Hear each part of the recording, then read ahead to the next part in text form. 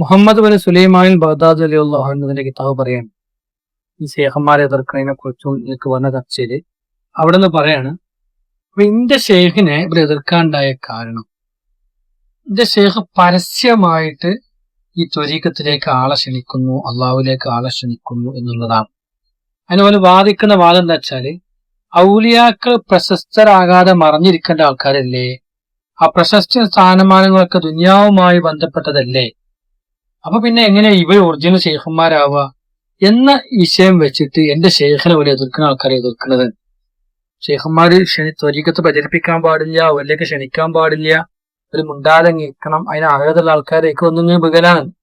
ഒരു ഇതിനെ കുറിച്ച് ABC അറിയാത്തോണ്ടാ പറയുന്നത്. ഇങ്ങനെയാണ് എന്റെ ഷെയ്ഖിനെ എതിർത്തത്.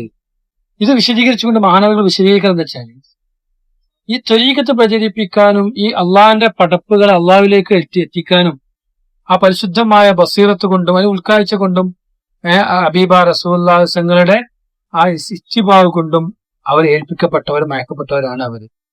എനിക്ക് അനുവാദം കിട്ടി, ഷെയ്ഖ് ത്വരീഖത്ത് കിട്ടി, ഖിലാഫത്ത് കിട്ടി, ബൈഅത്ത് കൊടുക്കാൻ അവകാശം കിട്ടിയ ഒരാളെ സംബന്ധിച്ചിടത്തോളം അവർക്കത് മറച്ചു വെക്കല് ഹറാമായ കാര്യമാണ് എന്ന്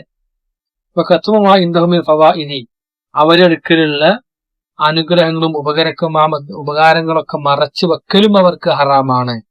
അപ്പൊ മറഞ്ഞിരിക്കലും മറച്ചു വെക്കലും ഹറാമാണ്.